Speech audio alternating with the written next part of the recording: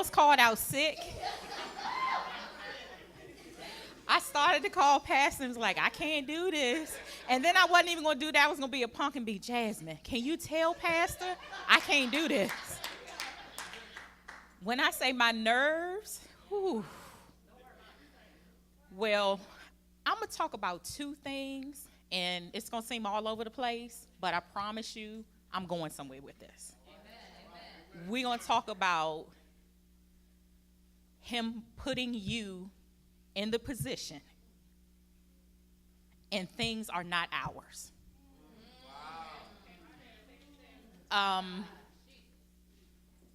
My family tree, my mom, my dad, my older sister, and my twin sister. Then I have a half brother and a half sister. My oldest sister passed when I was 5. She was 9. It was a pool accident. She was on life support for 17 months. And the doctors told her that it was nothing else they could do. If she came out of the coma, that she would be a vegetable. My mom decided to have her taken off everything. And if it was meant to be, it would be. She lived for 3 days. And then God called her home. Like I said, I was 5, so didn't remember that one too well. 1997, I lost my dad in a car accident. We had a bad argument the night before.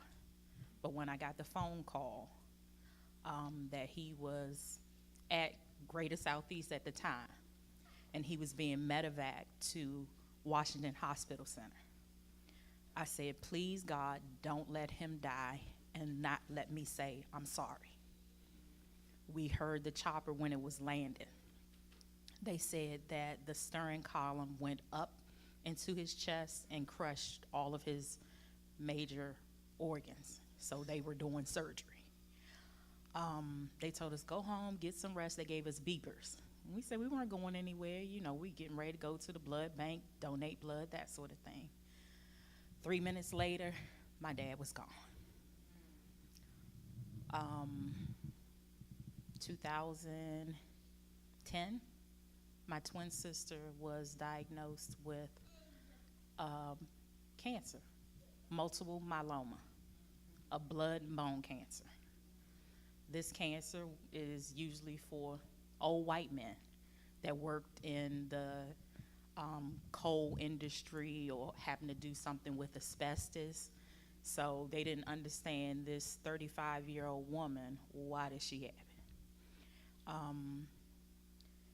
She started at Southern Maryland Hospital. They did x-rays, and the radiologist came and he said, it's nothing that we can do for you here. If you were my family, I'm going to send you to the best, which was Hopkins or Georgetown at the time. And we said, you're going to the best. You're going to Hopkins. And she was like, no, but that ride is too far, and on and on and on. Don't worry about that. We'll figure that out. They took her there. I called my job, and I told them, I won't be back until my sister comes home. I think she was there for 2 weeks. I brought her home on Christmas Eve. And she started the process of getting her body ready for a bone marrow transplant. She did her bone marrow first because, of course, coming from yourself, it's better, it's pure, that sort of thing. She had the bone marrow transplant done with just her body, and then a month later it came back. And we had the discussion, you know, what if it comes back? I said, if it comes back, we'll all be tested, it's okay. I said, God did this for a reason. We weren't put here together as twins for nothing. I was tested. I was a match. What do I have to do? They're transitioning or getting her body together to receive my bone marrow. They did. We went in that day. I'm all worked up and everything because of her. And they said, well, her part's easy. All she's doing is taking your bone marrow. This is the hard part here. You doing this. I said, I'm not worried about that. As long as my sister's here, I'm good. And got through that. Pain a little bad because they go into your pelvis bones.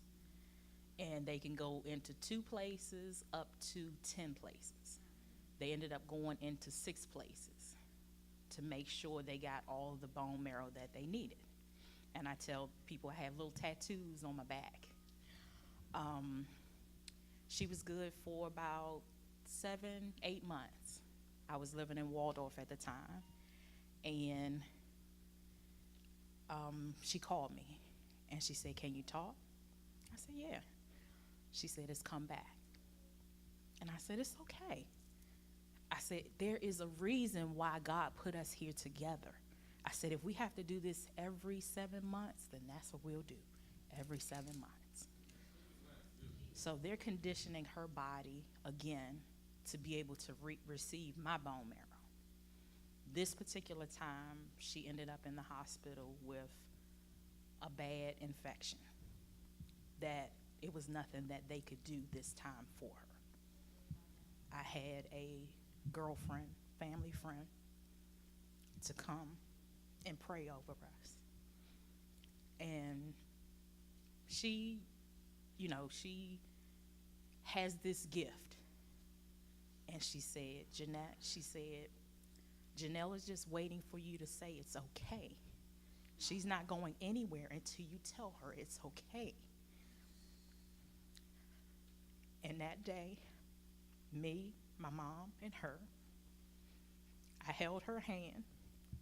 I told her it's not fair, but it's okay.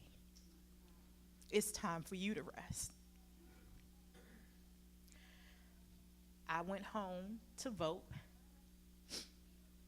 My mom called me 15 minutes later after I shot up in the bed because I knew she had transitioned. I felt her transition.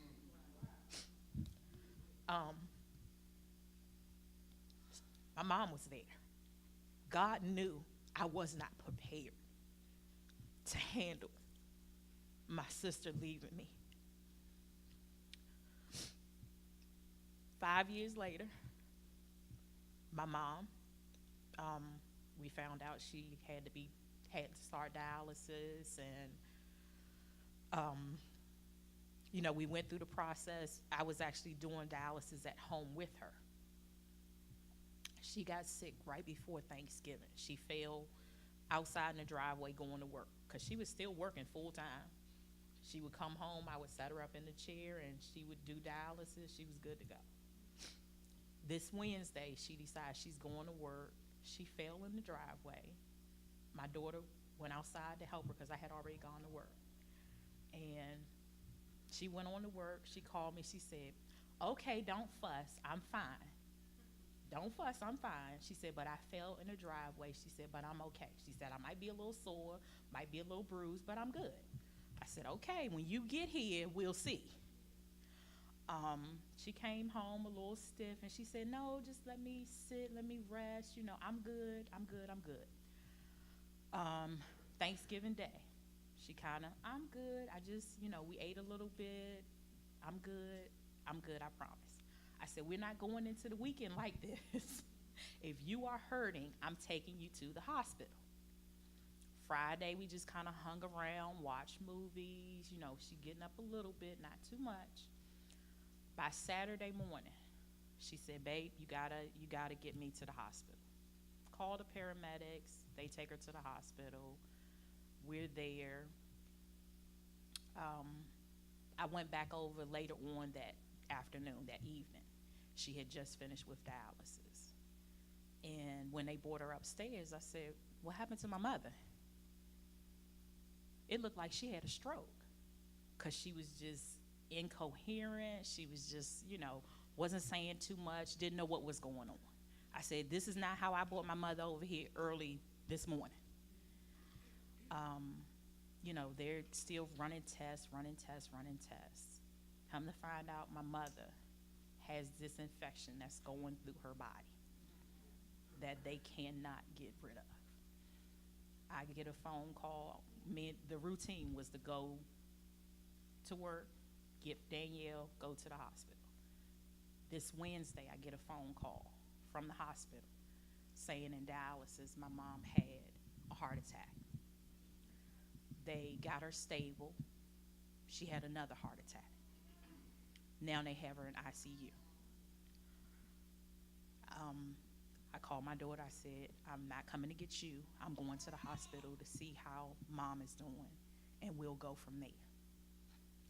And got to the hospital, seen my mom. A part of me knew she wasn't coming home, but I wasn't ready. The doctor said, we got to give it 24 hours to see how she's doing. We'll go from there. The ICU at that hospital, they wouldn't let you stay overnight.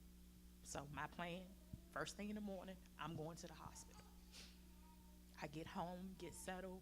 I got a phone call about 12:15. Said she had another heart attack, that I needed to come back to the hospital. I'm making my way to the hospital, and I'm praying to God, I need to be there with my mom. There was a reason I wasn't allowed to be there with my twin sister, because you knew I couldn't handle it. But I need to be there with my mother. They're calling code blue, me going into the hospital. And I get there. She's had 4 heart attacks by this time. And they said, all we can do is just let her be. They turned the machines off, and they said, you just sit here with her. I sat there, and I held my mother's hand while she transitioned. God, like I said, has a way of doing things that you don't necessarily want, because I never thought I would be here without my mother. But 6 years before, he knew I couldn't handle it with my twin sister. So this was his way of preparing me to get ready to help my mother transition.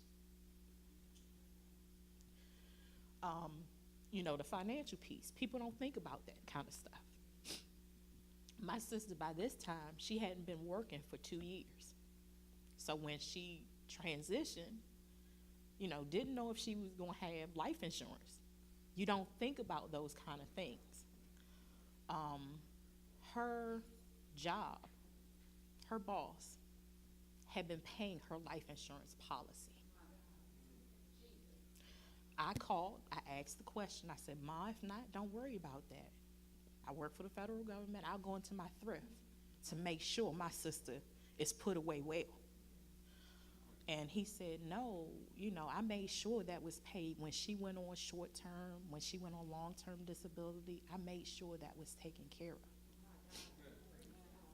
So to say all of that, let's get prepared, because none of us are promised tomorrow.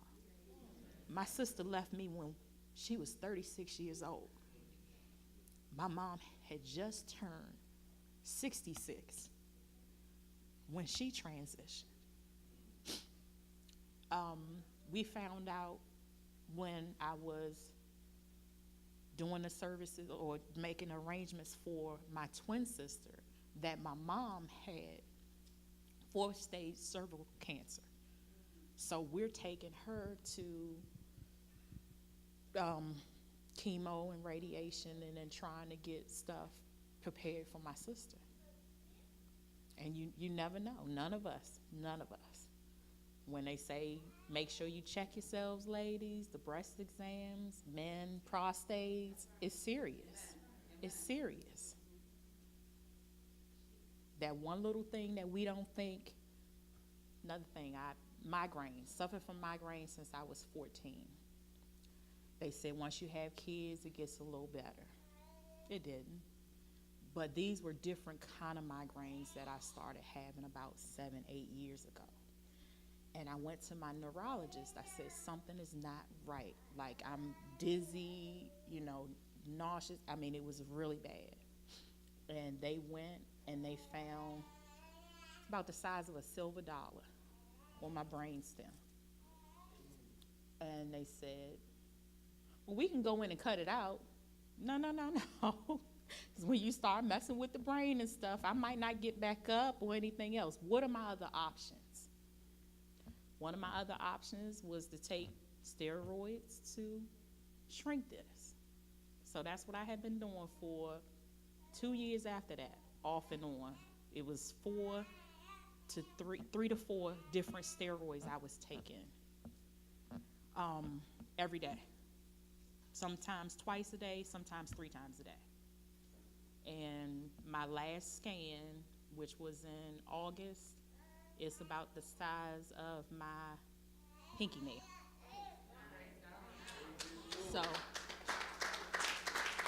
again, we got to take care of ourselves. I keep doing my scans. I got to go every 6 months to do my scans. That's one reason why I did the big chop. I think it's cute, but because when they go and shave your head, it's like, well, you got to do something with it. Got to make it cute. So I tried the wigs, but every now and again, you might see me in here with a wig. But that was the purpose. One of the reasons why I did the big chop, because they shaved half my head. I'm like, what y'all doing? It's not cute. So, like I said, that I think I brought it back to full circle. We got to take care of ourselves.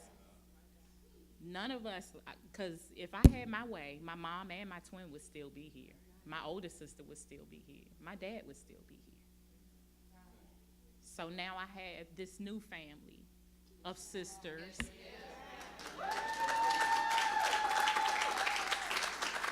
Of brothers, of uncles and aunts, because, I tell my daughter, I said, you have your sibling, you have both of your parents, you have your grandmother, you even have your great-grandmother. I told her, it's just me. I have to remind her some of the times, I need you to humble yourself. I'm an orphan now. I am. I'm an orphan. I am. So, take care of yourselves.